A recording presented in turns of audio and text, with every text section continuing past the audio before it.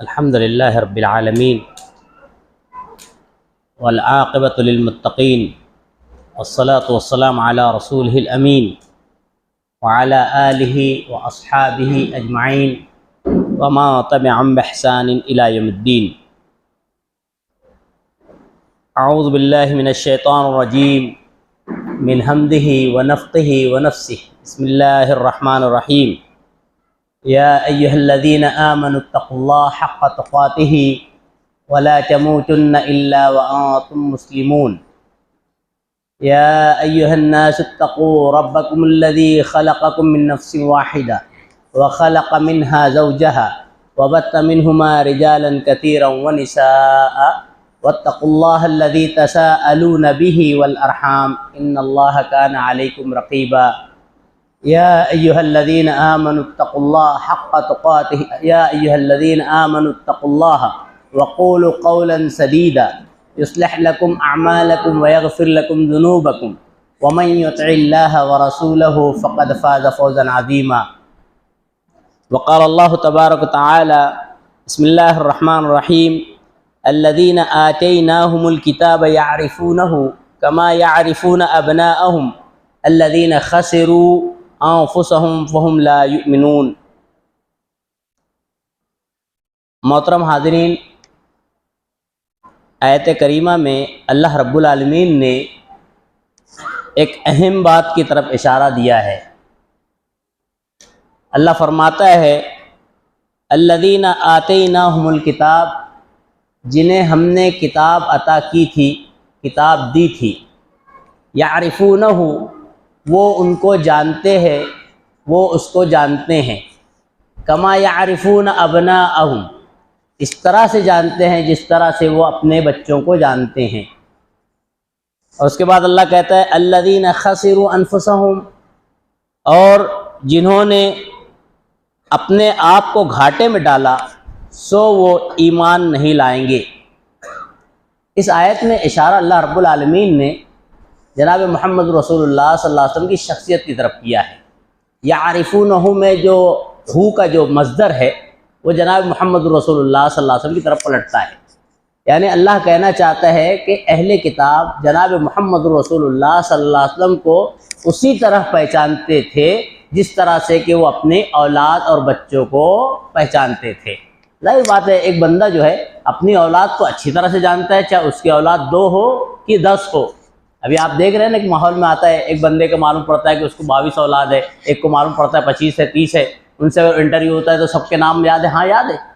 تو بہرحال اولاد کتنی بھی ہو بندہ بہت بہترین طریقے سے پہچانتا ہے، نام بھی جانتا ہے، عمر بھی جانتا ہے. اللہ رب العالمین نے تمثیل دی ہے کہ وہ لوگ اللہ کے نبی کو ایسے ہی جانتے ہیں جیسے کہ اپنی اولاد کو جانتے ہیں. اب آپ غور کریں کیسے اللہ کے نبی صلی اللہ علیہ وسلم کو اہل کتاب جانتے تھے. تو آپ کو معلوم ہونا چاہیے جو اہل کتاب پہ نازل کی گئی کتابیں تھیں جیسے توریت، انجیل وغیرہ، اس میں جناب محمد رسول اللہ صلی اللہ علیہ وسلم کی صفات، آپ کے وطن کی طرف اشارہ کہ آپ کہاں کے ہوں گے، پھر اس کے بعد ہجرت کی طرف اشارہ، پھر اس کے بعد مومنین کی صفات، ان تمام صفات کو اللہ رب العالمین نے ان کتابوں میں بھی رکھا تھا اور ان کو وہ پڑھتے تھے، سمجھتے تھے کہ یہ ایک نبی آنے والے ہیں، یہاں آنے والے ہیں. اس کے بعد ان کے ساتھ ایسے حالات آئیں گے کہ مکہ چھوڑ کر پھر ہجرت کرنا پڑے گی. یہ پورے حالات سے واقف تھے. اسی لیے اللہ کہتا ہے کہ وہ جانتے تھے، اپنے ایسے ہی جانتے تھے اللہ کے نبی صلی اللہ علیہ وسلم کو جیسا کہ اپنے بیٹے کو جانتے تھے. اور ایک جگہ اللہ رب العالمین نے اور اللہ کے نبی صلی اللہ علیہ وسلم نے ان کے قول کو نقل کرتے ہوئے، اہل کتاب کے قول کو نقل کرتے ہوئے اللہ کے نبی صلی اللہ علیہ وسلم کہتے ہیں کہ یہ جناب محمد رسول اللہ کو تسلیم کرنے والے ہی تھے. بس مسئلہ یہ ہوا کہ ان کی خواہش تھی کہ اللہ رب العالمین نے جو سلسلہ نبوت جاری کیا ہوا ہے یہ سلسلہ بنی اسرائیل میں ہی رہنا تھا. بس اللہ نے، ابھی تو اللہ رب العالمین کی مرضی ہے، مشیت ہے، جیسے اللہ قرآن میں کہتا ہے سورہ انعام میں ہی کہ اللہ کہتا ہے اللہ اعلم حیث یجعل رسالتہ، یہ اللہ بہترین جانتا ہے کہ اس کی رسالت وہ کس کو دینا چاہے. تو ظاہر بات ہے یہ اللہ کی حکمت و مشیت ہے. اب اللہ رب العالمین نے رسالت کو بجائے بنی اسرائیل کے بنی اسماعیل میں جب دیا تو اہل کتاب جو اس وقت موجود تھے چاہے یہودی ہو یا نصرانی ہو، انہوں نے اللہ کے نبی صلی اللہ علیہ وسلم کو بجائے تسلیم کرنے کے ان کا انکار کر دیا۔ اللہ رب العالمین نے اس آیت میں اسی طرف اشارہ دیا ہے اور آپ کو معلوم ہونا چاہیے اس کے بعد کی بات جو اللہ نے کہی ہے کہ وہ لوگ جانتے ہیں اس کے بعد ایمان نہیں لاتے ہیں۔ عربی کا ایک شاعر کہتا ہے فَإِن كُنْتَ لَا تَدْرِي فَتِلْكَ مُصِيبَةٌ فَإِن كُنْتَ لَا تَدْرِي فَتِلْكَ مُصِيبَةٌ وَإِن كُنْتَ تَدْرِي فَالْمُصِيبَةُ أَعْظَمُ، اگر تو نہیں جانتا ہے تو یہ تیرے حق میں مصیبت ہے۔ بات سمجھ رہے ہیں؟ اگر ایک آدمی نہیں کوئی چیز کی جانکاری لیتا ہے اور بس عمل کرتا ہے تو مصیبت ہی ہے نا، عمل کیسے بھی کر لے گا۔ اور اگر پھر اس کے بعد شاعر کہتا ہے وَإِن كُنْتَ تَعْرِفُ وَإِن كُنْتَ تَدْرِي، اگر تو جانتا ہے فَالْمُصِيبَةُ أَعْظَمُ، تو مصیبت بڑی ہے۔ کیسے معلوم؟ جاننے کے بعد نہ ماننا یہ بڑی مصیبت ہے۔ یہی اللہ رب العالمین کہتا ہے کہ یہ لوگ نقصان اٹھانے والے ہیں کیونکہ یہ آپ پر ایمان نہیں لائیں گے۔ اب علم ہے اور اس کے بعد اگر ایمان نہیں لائیں گے تو یہ ان کے لیے بڑی مصیبت ہے۔ پھر فرماتا ہے وَمَنْ أَظْلَمُ مِمَّنِ افْتَرَىٰ عَلَى اللَّهِ الْكَذِبَ أَوْ كَذَّبَ بِآيَاتِهِ، اس سے بڑھ کر ظالم کون ہوگا جو اللہ رب العالمین کے اوپر جھوٹ گھڑے، یعنی جھوٹی بات اللہ رب العالمین کی طرف نسبت کرے، او کذب بآیاتی، یا اللہ رب العالمین کی آیتوں کا انکار کرے۔ دو چیز اللہ نے بیان کی ہے، ایک تو جھوٹی بات اللہ کی طرف بڑھنا، یعنی کوئی شخص کھڑا ہو کر یہ کہہ دے، اس میں دیکھیے اللہ رب العالمین نے جو کلام کہا ہے نا اس میں 2 in 1 ہے۔ کیسے معلوم؟ یہ اللہ رب العالمین اللہ کے نبی صلی اللہ علیہ وسلم کی طرف سے دفاع کرتے ہوئے بھی کہہ رہا ہے اور دیگروں کے لیے بھی کہہ رہا ہے۔ کس طرح سے؟ کوئی بندہ اگر جو اہل کتاب میں سے یا مشرکین میں سے جو اللہ کے نبی صلی اللہ علیہ وسلم کی نبوت کا انکار کر رہے ہیں، اللہ جو ہے نبی صلی اللہ علیہ وسلم کی طرف دفاع کرتے ہوئے کہہ رہا ہے کہ کوئی بندہ ہو ہی نہیں سکتا جو اللہ پر بہتان گھڑے، یعنی نبی ہونے کا دعویٰ کرے۔ یعنی معلوم یہ ہوتا ہے کہ جناب محمد رسول اللہ صلی اللہ علیہ وسلم بھی اس میں سے نہیں ہے، یہ اللہ کے منکر یعنی متعین بندے ہیں، اللہ کے نبی ہیں۔ اللہ نے ایک یہ چیز بات کہی، اسی میں دوسری بات اللہ رب العالمین یہ بیان کرنا چاہتا ہے کہ آئندہ بھی کوئی اللہ کے اوپر کوئی الزام نہیں کر سکتا ہے، یعنی بہتان اس طرح سے نہیں کر سکتا ہے کہ میں اللہ کا رسول ہوں۔ جیسے آج ہمارے معاشرے میں نا کچھ سال پہلے جو ہے مرزا غلام احمد قادیانی نے نبوت کا دعویٰ کیا۔ اللہ کے نبی صلی اللہ علیہ وسلم نے پیشین گوئی کی تھی کہ میری امت میں 30 لوگ ایسے گزریں گے جو نبوت کا دعویٰ کریں گے، وہ دجال ہوں گے۔ وہ کیا ہوں گے؟ دجال ہوں گے۔ یہ تو گزرتے گئے، علماء نے محققین نے جمع کر لیا 30 لوگوں کو۔ ابھی دیکھیے مرزا غلام احمد قادی، وہ تھوڑی دور جائیے، اس کے بعد ابھی قریب میں ہمارے معاشرے میں دیکھ لیجئے، کئی ابھی بہار اپنے حیدرآباد میں چند لوگ نظر آئے اور کہیں پہ کیرلا وغیرہ میں نظر آئے، وہ کہتے ہیں ہم لوگ شکیل بن حنیف کو نعوذ باللہ من ذالک اللہ کا پیغمبر مانتے ہیں، کچھ لوگ نبی کہہ رہے ہیں، کچھ لوگ مسیح موعود مانتے ہیں، نعوذ باللہ من ذالک۔ ایسے ماننے والوں کو تھوڑا سا سبق لینا چاہیے۔ کیوں معلوم؟ نہ اللہ کا پیغمبر ہو سکتا ہے، نہ مسیح موعود ہو سکتا ہے، نہ جو ہے مہدی ہو سکتا ہے، یہ تینوں نہیں ہو سکتا ہے۔ اللہ کا پیغمبر اس لیے نہیں ہوتا کہ اللہ رب العالمین نے اپنے کلام میں کہہ دیا ہے کہ یہ آخری نبی ہے، خاتم النبیین ہے، ختم ہو گئی بات، اب نبی کے بعد کوئی دیگر نبی قیامت تک آنا ہی نہیں ہے، یہ اللہ کا کلام ہے۔ اب دوسری چیز ہے مسیح موعود، شکیل بن حنیف کہتے ہیں اپنے آپ کو مسیح موعود، اور آپ کو معلوم ہونا چاہیے مسیح موعود حضرت عیسیٰ ابن مریم علیہ السلام ہے۔ یہ اللہ رب العالمین کے اذن و مشیت کے حکم سے جو ہے یروشلم، فلسطین جس کو کہتے ہیں، یروشلم پہ نزول فرمائیں گے، اللہ رب العالمین وہاں نازل کرے گا۔ اب یہ شکیل بن حنیف اٹھ کر کہتا ہے کہ میں عیسیٰ مسیح موعود ہوں۔ اب سوچنا چاہیے کہ تو شکیل بن حنیف ہے، تو پیدا ہوا ہے بہار کے اندر اور بڑا ہوا ہے، تو اپنے آپ کو شکیل بن، مجھے حیرت ہوتی ہے شکیل بن حنیف جو اپنے آپ کو کہہ رہا ہے مسیح موعود، اس سے زیادہ حیرت ہے کہ کتنے بڑے جاہل ہیں جو اس کے فراق میں پڑ گئے ہیں، اسلام کا الف بھی نہیں جانتے ہیں۔ اتنی معلومات لینا چاہیے بہرحال، تو وہ بھی نہیں ہو سکتا ہے۔ پھر تیسری چیز، یہ اپنے آپ کو اگر وہ کہے یا اس کے علاوہ کوئی اور بھی کہے، صرف یہی نہیں کوئی اور بھی اٹھ کر کہتا ہے کہ میں جو ہے مہدی ہوں، تو یہ یاد رکھنا چاہیے یہ پلاننگ اس کے باپ سے کرنا پڑے گی۔ اب آپ سوچیں گے یہ کیسے؟ کیوں معلوم؟ کسی کو اپنے آپ کو مہدی کہنے سے پہلے اس کے باپ کو اس کا نام محمد رکھنا پڑے گا۔ سمجھ رہے ہیں؟ صلی اللہ علیہ وسلم۔ کیسے معلوم؟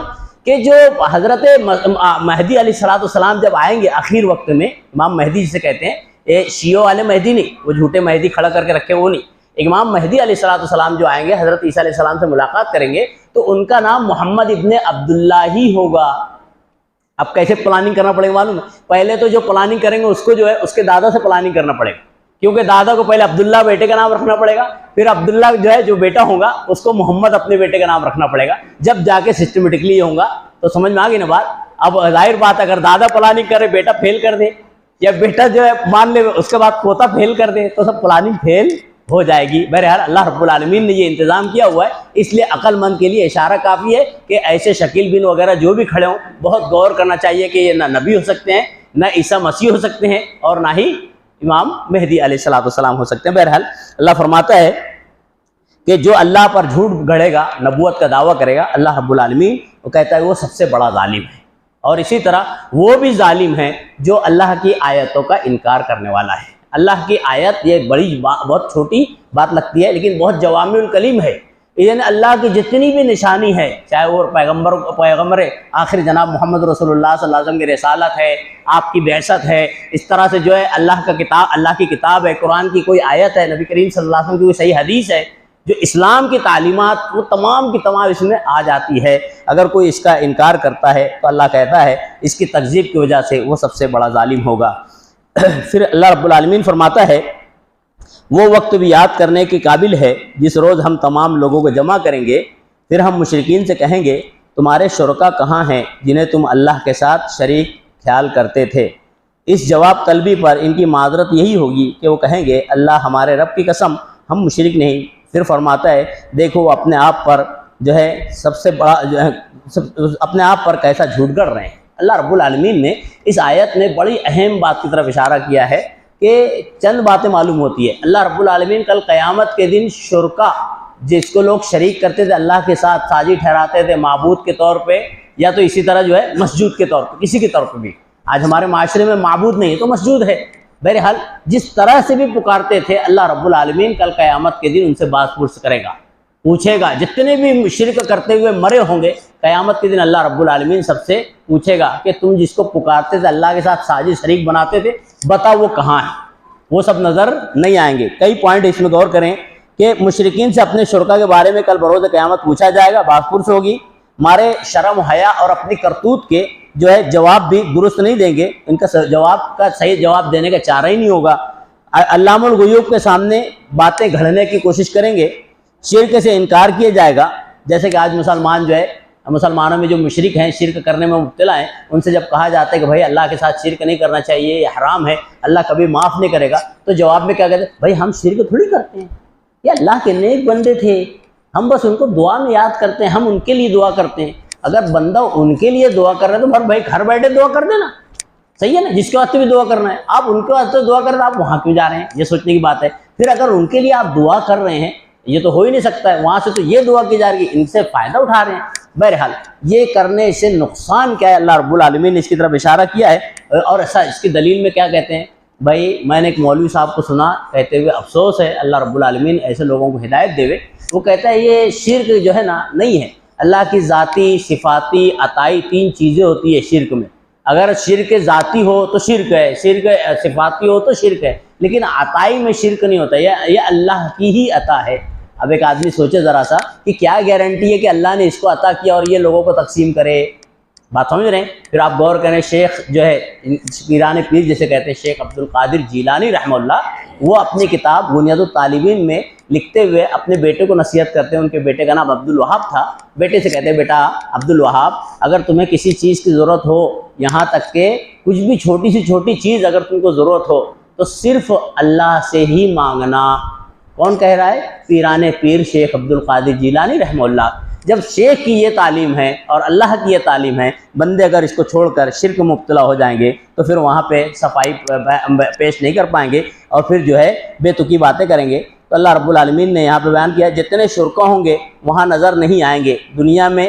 آپ غور کریں، ہر چوراہے پہ ایک نظر آتے ہیں، ہر موڑ پہ ایک ہے، ہر پہاڑ پہ ایک ہے، اللہ رب العالمین کہتا ہے کہ وہاں پہ کوئی نظر نہیں آئیں گے۔ بظاہر اس آیت سے ایک اعتراض نظر آتا ہے، بظاہر حقیقت میں اعتراض نہیں ہے کہ اللہ رب العالمین نے دیگر مقام پر کہا ہے کہ قیامت کے دن منہ بند ہو جائیں گے، ہاتھ پیر گواہی دیں گے، پھر یہ مشرکین کیسے گواہی دے رہے ہیں؟ ایک اعتراض بظاہر لگا نا، وہاں پہ کیسے اعتراض کریں، اللہ رب العالمین کیسے بتا رہے کہ ہم شرک نہیں کرتے تھے؟ تو اللہ کے اس کے تعلق سے علماء نے کئی توجیحات کی ہے، دو اہم توجیہ ہے۔ پہلی بات تو یہ کہ اللہ رب العالمین اپنے اذن و مشیت سے جب چاہے گا یہ چاند سے دے سکتا ہے گفتگو کرنے کا کہ بات کرو، لیکن جیسے اللہ قرآن میں کہتے ہیں اس کو اجازت دے گا اللہ جس کو چاہے گا، ہے نا. یہ ایک علماء نے ایک بات کہی. دوسری بات یہ کہ ابتدا میں ان کے جو ہے ہاتھ پیر نہیں بات کریں گے، یہ ابتدا میں چانس رہے گا بات کرنے کا. جیسے کہ حضرت عبداللہ ابن عباس رضی اللہ عنہ مروی روایت ملتا ہے، وہ کہتے ہیں کہ جب مشرک اہل توحید جنت میں جا رہے ہوں گے اور یہ لوگ جو شرک کرنے والے ہوں گے تو وہ لوگ کھڑے رہیں گے، تو جب ان کو دیکھیں گے جنت میں جاتا ہوا تو آپس میں مشورہ کریں گے، باتیں کریں گے، اور بات کرنے کے بعد یہ جملہ پیش کریں گے کہ ہم کہیں گے ہم شرک ہی نہیں کرتے تھے. جب اللہ رب العالمین یہ سنے گا تو اللہ رب العالمین پھر ان کے منہ پہ مہر لگا دے گا، بند ہو جائے گا منہ، اور اس کے بعد پھر وہاں سے ہاتھ پیر گواہی دینا شروع کر دیں گے. واللہ عالم بالصواب. اس طرح کی توجیہات علماء نے بیان کی ہے. پھر اللہ رب العالمین فرماتا ہے آپ دیکھیں گے، آپ اس وقت دیکھیں گے جب یہ لوگ دوزخ کے پاس کھڑے ہوں گے تو کہیں گے ہائے کیا اچھی بات ہو کہ ہم پھر سے واپس بھیج دیے جائیں، اور اگر ایسا ہو جائے تو ہم اپنے رب کی آیات کو نہ جھٹلائیں گے اور ہم ایمان والوں میں سے ہو جائیں گے. اللہ رب العالمین نے سورہ سجدہ میں کہا ہے ربنا ابصرنا وسمعنا فرجعنا نعمل صالحا انا موقنون. اللہ کہتا ہے جب یہ عذاب جہنم دیکھ لیں گے، شرک کرتے ہوئے زندگی میں چلے گئے، توبہ استغفار نہیں کیے، بدعات اور کفر میں مبتلا تھے، اب جب اپنا عذاب دیکھ لیں گے تو اللہ رب العالمین سے کہیں گے ربنا ابصرنا وسمعنا، اے پروردگار ہم نے سن لیا دیکھ لیا، پروردگار فرجعنا، ایک چانس. اللہ رب العالمین نے نقل کیا ہے کہ دوسری جگہ کہ یہ جو ہے اللہ سے یہ بھی کہیں گے اے پروردگار ہمیں ایک بار تو بھیج دے، اب اگر ہم ظلم کریں گے، اور ظلم کی تعریف آپ جانتے ہیں نا، وضع الشیء علی غیر محلہ، کسی چیز کو غیر محل پر رکھنا یہ ظلم ہے. آپ سمجھ رہے ہیں ظلم؟ اب جیسے مثال کے طور پر ٹوپی، یہ ٹوپی کا محل کیا ہے؟ سر ہے. یہ الگ بات ہے کہ نماز کے تعلق سے ہوگی نہیں ہوگی، یہ اختلافی مسئلہ ہے. بہرحال محل اس کا سر ہے. اگر ہمارا بچہ اس ٹوپی کو پیر میں اچھالے تو ہم میں سے کوئی بھی ہو، چاہے وہ بات سمجھ رہے ہیں، ہم میں سے کوئی بھی مسلمان ہو تو فوراً کیا نہیں بیٹا ایسے غلط ہے، یہ نہیں کہے گا کہ ہمارے یہاں پہننا نہیں ہے، نہیں یہ سب نہیں، کوئی بھی ہو فوراً منع کرے گا نہیں بیٹا یہ غلط ہے. کیوں؟ کیونکہ بچہ جو ہے اس ٹوپی کے ساتھ ظلم کر رہا ہے. کیا کر رہا ہے؟ ظلم کر رہا ہے. اس کا مقام سر ہے، بچہ پیر میں اچھال رہا ہے، ہم منع کر دیں گے. کوئی اگر والد کے ساتھ گالی گلوچ کر رہا ہے، کوئی سننے والا کہے گا نہیں بھائی آپ غلط کر رہے ہیں. کیوں؟ والد کا مقام احترام ہے، ادب ہے، تعظیم ہے. بجائے تعظیم کے کوئی گالی گلوچ کرے تو ہم کیا کہتے ہیں؟ تو والد کے ساتھ، والدین کے ساتھ زیادتی کر رہا ہے. بات سمجھ رہے ہیں؟ تو یہ ظلم ہے. الظلم یہاں پہ اللہ نے کیسے فٹ کیا ہے کہ خالص بندگی اللہ کی کرنی چاہیے. لوگ اللہ کو چھوڑ کے غیر اللہ کی بندگی کر رہے ہیں تو یہ اللہ کی ذات کے ساتھ ظلم ہے. کہ اللہ رب العالمین یہاں بیان فرماتا ہے کہ پھر اس سے جو جب یہ دوزخ میں کھڑے ہوں گے سامنے، اللہ رب العالمین جب کھڑا کرے گا تو کہیں گے اے پروردگار ہمیں ایک بار چانس دے دے، ہم پھر ظلم نہیں کریں گے، یعنی تیرے ساتھ کسی کو شریک اور ساجی نہیں ٹھہریں گے. اللہ رب العالمین کہتا ہے نہیں، یہیں پڑے رہو اور رسوا ذلیل و خوار ہو جاؤ، یہیں تم پڑے رہو، اب تمہیں یہ چانس نہیں ہے. اللہ نے یہ بات سورہ مومنون سورہ نمبر 23 کی آیت نمبر 107 میں کہی ہے. اور پھر آپ کو معلوم ہونا چاہیے اللہ رب العالمین یہاں جو کہہ رہا ہے کہ اللہ چانس دے دے واپس جا کر ہم جو ہے پھر سے تیری خاص بندگی کریں گے. اللہ یہاں کہتا ہے کہ ان کی جو خواہش ہوگی یہ اس لیے نہیں ہوگی کہ واقعی جا کر عبادت کریں، بلکہ عذاب دیکھ کر عذاب سے بچنے کے واسطے کہ کسی طرح چانس مل جائے عذاب سے. بس اللہ کہہ رہا ہے کہ اللہ تو عالم الغیب ہے. اللہ کہتا ہے کہ وَلَوْ رُدُّوا لَعَادُوا لِمَا نُهُوا عَنْهُ. اللہ کہتا ہے جو عالم الغیب ہے اگر ان کو پلٹا بھی دیا جائے دنیا میں، دوبارہ ایک چانس اور بھی دیا جائے جو کہ ناممکنات میں سے، پھر بھی اللہ کہہ رہا ہے کہ اگر یہ پلٹائے بھی جائیں گے لَعَادُوا مَا نُهُوا عَنْهُ، یہ پھر وہی کریں گے جن کو روکا گیا ہے، یعنی پھر اللہ کے ساتھ جو ہے یہ شریک ساجی ٹھہرانا شروع کر دیں گے. پھر اللہ رب العالمین نے مومن و متقیوں کو اشارہ دیا ہے کہ دنیا جو ہے یہ کھیل تماشا ہے، اور حقیقی اور اصل گھر جو ہے آخرت کا گھر ہے. اس کے بندے مومن اور مومنہ کو، متقی کو جو ہے تیاری کرتے رہنا چاہیے.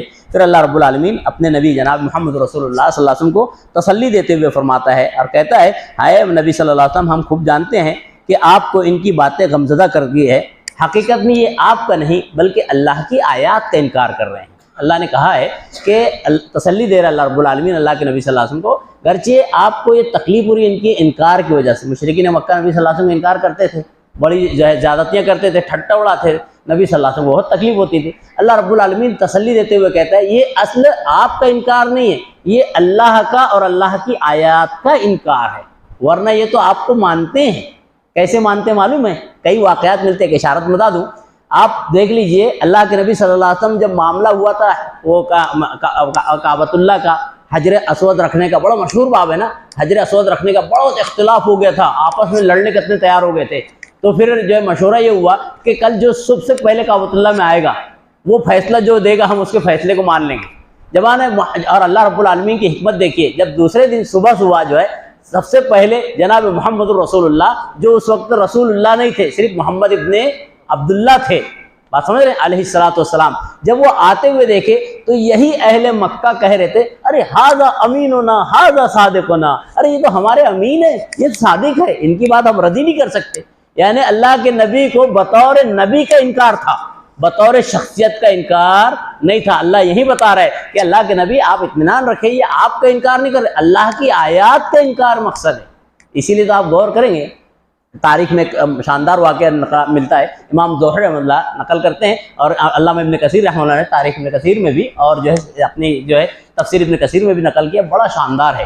جب نبی صلی اللہ علیہ وسلم حرم میں کعبۃ اللہ میں قرآن پڑھتے تھے تو اس میں جو ہے لوگ سننے کی کوشش، کچھ لوگ روکتے تھے بظاہر، لیکن کچھ معاملہ برعکس تھا، لوگوں کو جوانوں کہتے تھے مت سنو، اور خود کا معاملہ جو سرداران قریش تھے اس میں 3 نام آتے ہیں، ابو سفیان، صخر بن حرب، اسی طرح جو ہے ابو جہل اور اخنس ابن شریق، یہ 3 تھے۔ امام ظہر رحمہ اللہ نے صحیح سند لائے ہیں، یہ تینوں جو ہے اللہ کے نبی صلی اللہ علیہ وسلم جب قرآن پڑھتے تھے نا تو رات میں آگے چپکے سے اندھیرے میں آ کے سنتے تھے، کان لگا کے، اللہ کیا کہہ رہا ہے، اللہ کیا کہہ رہا ہے۔ اب اتفاق ایسا سن کے جانے لگے، امام احمد رحمہ اللہ نے اس کو صحیح سند سے لائے، جب جانے لگے صبح کے وقت تو تینوں کی ایک نکڑ میں ملاقات ہو گئی، ارے یہ دیکھتا چہرہ اس کا ابو سفیان، اس کا اخنس ابن شریق، اس کا ابو جہل، اس کا، ارے بس آپس میں مشورہ کر، نہیں دوبارہ نہیں آنے کا ہے، غلط۔ پھر چلے جاتے ہیں سب، اور وہ اب پھر رات ہوتی ہے تو پھر دماغ آتا ہے، تو سوچتے ہیں آج تو ہم نے کل رات میں عہد کیا تھا نا، وہ میرا بھائی وہ نہیں آئے گا، ہر ایک یہی سوچتا ہے کہ وہ بھی نہیں آئے گا، وہ بھی نہیں آئے گا، اور ایسے تینوں نہیں آگے سوچ کے پھر کعبۃ اللہ میں آتے ہیں، پھر کان لگا کے سنتے ہیں، جناب محمد رسول اللہ پہ نازل کرتا قرآن جو اللہ اتارتا نبی صلی اللہ علیہ وسلم پڑھا کرتے تھے، کان لگا کے سنتے ہیں۔ پھر جب دوبارہ جاتے پھر وہی معاملہ، پھر عہد و پیمان کرتے، پھر تیسرے دن بھی، کیونکہ مورخین لکھتے ہیں کہ جب تیسرا دن معاملہ ہوا تو تینوں نے بہت سخت عہد و پیمان کر لیا کہ اب نہیں آئیں گے۔ اس کے بعد اخنس ابن شریق جو تھے، یہ بوڑھے تھے، اپنی لاٹھی لے کر پہلے جو ہے چلتے ہیں ابو سفیان کے گھر پہ، ابو سفیان صخر بن حرب کے گھر پہ، اور جانے کے بعد اس سے پوچھتے ہیں بھائی تم کیا سمجھتے ہو، تم کیا سنتے ہو، بولے جو اس کے بارے میں تم کیا کہتے ہو؟ تو وہ کہتے ہیں بالکل میں تو کچھ باتیں سمجھتا ہوں، حق بھی ہے، اور کچھ باتیں میں نہیں جانتا ہوں، اس کا مجھے علم نہیں ہے۔ تو بولے جب باتیں ہوتی پھر تم کیا کہتے ہو؟ بولے قسمیہ جملہ کہہ کے کہتے ہیں کہ بولے جیسے تمہاری سوچ ہے بالکل میری بھی وہی سوچ ہے۔ پھر اس کے بعد وہاں سے ابو جہل کے پاس جاتے ہیں، ابو جہل جو ہے بڑا غصے میں رہتا ہے، اس سے پوچھتے کوئی جواب نہیں دیتا ہے، تو ابو جہل ایک جملہ کہتا ہے وہاں پہ، ایک جملہ کیا ہے، کئی جملہ بولتا ہے، اس میں سے بہت اہم جملہ یہ ملتا ہے۔ ابو جہل کہتا ہے دیکھیے کیسا ہے، آپ قبیلہ بنی عبد مناف کا اور ہمارا شروع سے جو ہے چلتا آ رہا ہے، کیوں معلوم؟ جب وہ دیکھتے ہیں بنی عبد مناف جس میں جناب محمد رسول اللہ صلی اللہ علیہ وسلم کی ولادت ہوئی تھی، وہ قبیلے والے جب خرچ کچھ کرتے ہیں، زکوٰۃ صدقات یہ جو بھی جو خرچ کرتے ہیں، کھانا کھلاتے ہیں، ہم بھی کھلا لیتے ہیں، یہ کرتے ہیں وہ ہم بھی کرتے ہیں، کوشش تو ہم کرتے ہیں، دوڑ لگی رہتی ہے۔ اب یہ قبیلے والے بولنے لگے کہ ہمارے درمیان محمد الرسول اللہ آ گئے، اب بتاؤ ہم کہاں سے لائیں گے ایسی باتیں، ہم قرآن کہاں سے لائیں گے؟ بس یہ بہت تکلیف دہ بات ہے، اس لیے ہم تہیہ کرتے ہیں کہ اب اس کو ہم نہیں مانیں گے۔ معلوم یہ ہوتا ہے کہ مقابلے میں تھے، اگر یہ واقعی ادھر کی بجائے ادھر ہوتے تو مانتے تھے۔ یہی بات یہود نے کہا تھا، نصارہ نے کہا تھا، اگر جو ہے محمد رسول اللہ بنی اسرائیل میں ہوتے تو ہم ان کو مانتے تھے، نہیں ماننے کی وجہ دونوں طرف ایک ہی تھی۔ تو بہرحال اللہ رب العالمین یہاں نبی صلی اللہ علیہ وسلم کو تسلی دے رہا ہے کہ جو ہے یہ آپ کا انکار نہیں کرتے، یہ جو ہے اللہ کی آیات کا انکار کرتے، یہ تسلی ہے، جبکہ یہ لوگ نبی کریم صلی اللہ علیہ وسلم کا بھی بعد میں انکار کرنے لگے تھے۔ اللہ نے قرآن میں کئی جگہ پہ نقل کیا ہے، جیسے سورہ قاف میں اللہ کہتا ہے کل کذب الرسل، جتنی قومیں تباہ ہوئی ہے یہ سب جو ہے تباہی کے دہانے پہ پہنچے ہیں رسولوں کی تکذیب کی وجہ سے۔ سورہ قاف میں اللہ نے کہا ہے، اور بھی اللہ نے دیگر جگہوں پہ اس کی تفصیل بیان کی ہے۔ پھر فرماتا ہے اللہ رب العالمین کہ اے نبی صلی اللہ علیہ وسلم، آپ سے پہلے بھی رسولوں کو جھٹلایا گیا تو انہوں نے اپنی تکذیب پر صبر کیا اور جو اذیت دی اس کو برداشت کیے، اور یعنی گویا اللہ تسلی دیتے ہوئے بتا رہا ہے کہ اس سے پہلے کے نبیوں کو بھی ستایا گیا، اذیتیں دی گئی۔ معلوم یہ ہوتا ہے کہ جو اہل حق ہوگا، توحید والا ہوگا، اس کو ستایا جائے گا۔ آپ جانتے ہیں نبی صلی اللہ علیہ وسلم کو پہلا پتھر کس نے مارا تھا توحید کی آواز پہ؟ تھوڑا ہاتھ اٹھائے جس کو معلوم ہے۔ ماشاءاللہ ماشاءاللہ، آپ بولیے۔ چاچا نے، ابو لہب سگا تھا نا، جزاک اللہ، اللہ آپ لوگ کی عمر میں اضافہ کرے، سگا چچا تھا ابو لہب۔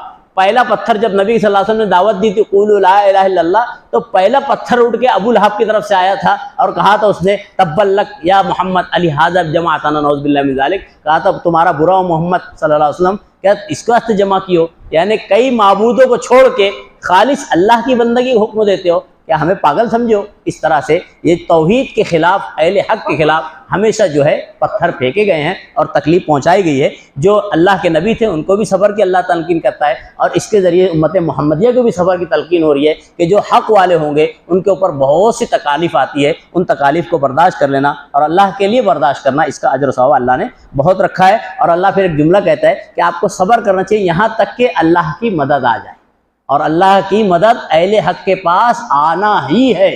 بس یہ ہے کہ تھوڑا سا صبر کا جو ہے مادہ یعنی وسیع کرنا پڑے گا۔ بہرحال اللہ فرماتا ہے اگر اللہ کو منظور ہوتا تو ان سب کو راہ راست پر جمع کر دیتا، اور نبی کریم صلی اللہ علیہ وسلم کو معاندین تھے، جو دشمن تھے اور جو تکلیف پہنچاتے تھے، اس تکلیف کی وجہ سے بہت جو ہے آپ کو تکلیف ہوتی تھی، آپ کو احساس ہوتا تھا، آپ غم میں ڈوبے رہتے تھے، افسوس ہوتا تھا کہ میرے رشتہ دار لوگ ہیں اور مجھے ہی تکلیف پہنچاتے ہیں۔ اللہ رب العالمین دوسری جگہ نقل کرتا ہے فَلَعَلَّكَ بَاخِعٌ نَفْسَكَ عَلَىٰ آثَارِهِمْ إِن لَّمْ يُؤْمِنُوا بِهَٰذَا الْحَدِيثِ أَسَفًا، آپ افسوس کرتے کرتے کہیں اپنی نفس کو ختم نہ کر ڈالیں۔ ان کے لیے آپ جو افسوس کر رہے ہیں کہیں ایسا نہ کہ آپ اپنے آپ کو ختم کر ڈالیں، آپ ایسا نہ کریں۔ یہ اللہ رب العالمین کے حکم جو ہے مشیت، اذن اور حکمت اس میں چھپی ہوئی ہے کہ اللہ نے ان کو ہدایت نہیں دی ہے اور یہ ایمان لانے والے نہیں ہیں، تو ان کے ایمان نہ لانے سے اے محمد صلی اللہ علیہ وسلم آپ رسوا نہ ہو، آپ غمزدہ نہ ہو۔ یہ اہل ایمان کو بھی اللہ رب العالمین جو ہے بتا رہا ہے کہ اگر کوئی آدمی بڑی محنت کر رہا ہے اور محنت کے بعد بھی اگر کوئی نہیں سدھر رہا ہے تو اس کو پھر اس کے حال پہ چھوڑ دینا چاہیے، اس کے فراق میں پڑھ کے اپنے آپ کو ضائع نہیں کرنا چاہیے۔ اللہ رب العالمین نے یہاں پہ ایک اور جملہ نقل کیا ہے، اللہ کہہ رہا ہے کہ اللہ چاہتا تو تمام دنیا والوں کو ہدایت دے دیتا تھا، اور ممکن نہیں ہے۔ اللہ رب العالمین چاہے تو فوراً کہہ دے کن، اللہ رب العالمین کن ہونے سے ہوتے ہی سب پوری دنیا ہدایت پہ آ جائے گی، یہ تو اللہ کی شان ہے۔ لیکن اللہ نے یہ کہا اس لیے نہیں کہا کہ ہم اس لیے نہیں کہ جو ابتلا کا جو معاملہ ہے نا، آزمائش کا، وہ ختم ہو جائے گا۔ بات سمجھ رہے ہیں؟ اللہ رب العالمین نے دنیا کیوں بنائی ہے؟ سورہ جو ہے 29واں پارہ پڑھیے، تبارک الذی بیدہ الملک وہو علی کل شیء قدیر الذی خلق الموت والحیات لیبلوکم ایکم احسن عملا۔ اللہ نے کہا ہے اللہ نے اسی لیے دنیا کا سسٹم چالو کیا ہے تو دیکھے کہ کون صحیح ہے اور کون غلط ہے۔ اگر اللہ سب کو ہدایت دیتا تھا، یہ ارادہ اور اختیار اللہ نہیں دیتا تھا، تو پھر یہ جو معاملہ ہوتا تھا، جو ہو رہا ہے، یہ نہیں ہوتا تھا۔ اسی لیے اللہ کی اس میں حکمت ہے، اور یہ حکمت اللہ نے کہا ہے کہ انسانوں کے عقل و دماغ میں نہیں آ سکتی ہے۔ پھر اللہ نے یہاں پہ اشارہ دیا ہے، جیسا کہ آگے اللہ رب العالمین کہتا ہے ان کا بھی یہی مطالبہ تھا کہ اللہ فرشتہ بھیجتا تھا، کوئی بڑی سی جیسے پہاڑ کو اٹھایا گیا تھا بنی اسرائیل پہ، ان کا بھی مطالبہ تھا کوئی ایسا پہاڑ اٹھا کے دکھاتا، بڑی نشانی جناب محمد رسول اللہ لاتے تو ہم مان لیتے تھے۔ اللہ رب العالمین کہتا ہے کہ یہ ان کو کتنی بھی بڑی نشانی لے کر آ جائیں یہ ماننے والے نہیں ہیں۔ پھر اللہ نے اپنی حکمت بتائی کہ اگر اللہ بڑی نشانی فرشتوں کو ڈائریکٹ لے آتا تھا یا پہاڑ اٹھا لیتا تھا، یہ سب نشانی اللہ کے اختیار میں بالکل ہے، کر سکتا ہے، لیکن اگر اللہ ایسا کر دیتا تھا جو مہلت ہے وہ ختم ہو جاتی تھی، پھر ماننا ہی ہے۔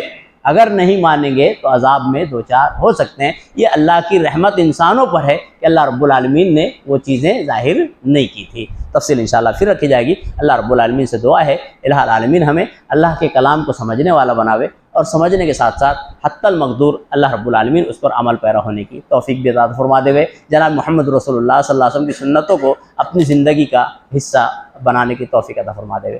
آمین۔ والسلام علیکم ورحمۃ اللہ وبرکاتہ۔